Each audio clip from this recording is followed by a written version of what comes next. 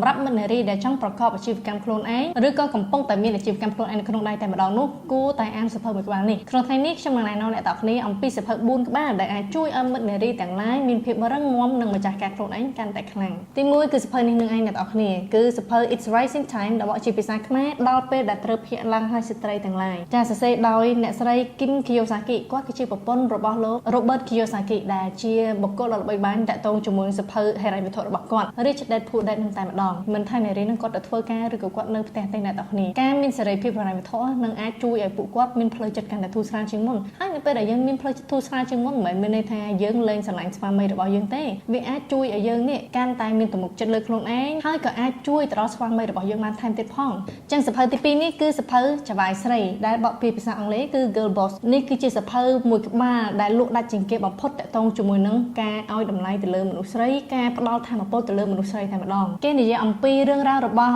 នារីម្នាក់ដែលគាត់គឺជាម្ចាស់ brand មួយដែលមានឈ្មោះថា Nastigal ជា brand សម្លៀកបំពាក់ដែលកាលហ្នឹងគាត់ចាប់ផ្ដើមឡើងដែលគាត់ទៅមានដើមទុនច្រើនហើយក៏អត់មានចំណេះដឹងហើយក៏អត់ស្គាល់អ្នកណាម្នាក់ក្នុងវិស័យនេះដែរក៏ប៉ុន្តែគាត់អាចកសាង brand សម្លៀកបំពាក់របស់គាត់ឲ្យខ្លាំងទៅជា brand មួយដ៏ធំនៅក្នុងលំដាប់ពិភពលោកបានសម្រាប់មិត្តនារីដែលចង់ប្រកបអាជីវកម្មខ្លួនឯងឬក៏កំពុងតែមានអាជីវកម្មខ្លួនឯងនៅក្នុងដៃតែម្ដងនោះគួរតែអានសៀវភៅមួយក្បាលនេះមនុស្សស្រីជួបបញ្ហានៅក្នុងសង្គមច្រើនអញ្ចឹង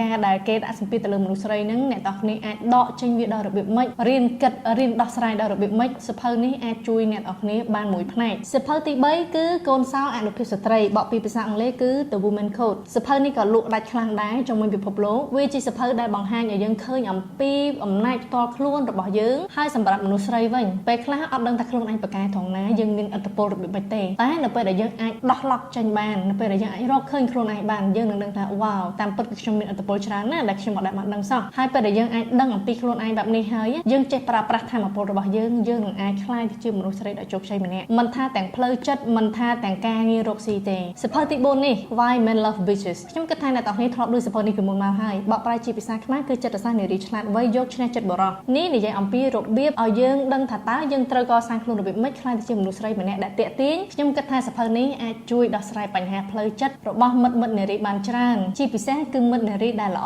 អតែម្ដងស្ដាប់បង្គាប់ចិត្តល្អធ្វើតាមគេគ្រប់យ៉ាងក៏ប៉ុន្តែគេអត់សូវស្រឡាញ់ទេតែគេបែរជាស្រឡាញ់មនុស្សស្រីម្នាក់ដែលមិនសូវស្ដាប់មានលក្ខណៈមួយដែលមិនចេះទ្រង់អ្នកដទៃទៅវិញតែអ្នកទាំងគ្នាមុនពេលដែលអ្នកទាំងគ្នាអាចធ្វើរឿងនឹងបានអ្នកទាំងគ្នាគួរស្វែងយល់សិនមិនមែនថាយើងចេះតែធ្វើហើយយើងទៅឆ្លើយដាក់គេណាអញ្ចឹងទេហើយត្រូវដឹងថាខ្លួនឯងកំពុងតែធ្វើអីយើងមានគុណតម្លៃអ្វីចាអញ្ចឹងអ្នកទាំងគ្នានេះគឺជាសៀវភៅទាំង4ក្បាលដែលអ្នកទាំងគ្នាអាចយកទៅអានបានជាពិសេសសម្រាប់មិត្តនារីដែលចង់ឲ្យខ្លួនឯងក្លាយជាមនុស្សស្រីដែលកាន់តែរឹងមាំតែខ្ញុំចង់បញ្ជាក់ថាមនុស្សស្រីដែលរឹងមាំមិនមែនមនុស្សស្រីដែលមិនត្រូវការនរណាម្នាក់មិនចង់បាននរណាម្នាក់ក្នុងជីវិតទេប៉ុន្តែវាអាចជួយឲ្យខ្លួនយើងមានធម៌ពលផ្លូវចិត្តកាន់តែខ្លាំងក្លាអត់សូវពិបាកចិត្តហើយក៏អត់ឲ្យនរណាដាក់សម្ពាធទៅលើជីវិតរបស់យើងអ្វីដែលសំខាន់បំផុតនោះគឺស្គាល់អំពីគុណតម្លៃផ្ទាល់របស់យើងហើយអ្នកទាំងគ្នាអាចស្វែងរកសៀវភៅទាំងនេះបាននៅហាងសៀវភៅ Cleo ដែលមានទីតាំងនៅខាងក្រោយ Eon 2 បរិយា Milan ថាសុកច្រកទី2ឬក៏អាចតាក់ទងតាម page Cleo Cafe និងហាងសៀវភៅបានដែលមានសេវាកម្មដឹកជញ្ជូនទូទាំងប្រទេសក្នុងតម្លៃសមរម្យហើយក៏អាចដឹកជញ្ជូនទៅក្រៅប្រទេសផងដែរអ្វីដែលពិសេសនៅក្នុងទិវាសិទ្ធិនារីខាងមុខនេះ Cleo នឹងមានការបញ្ចុះតម្លៃ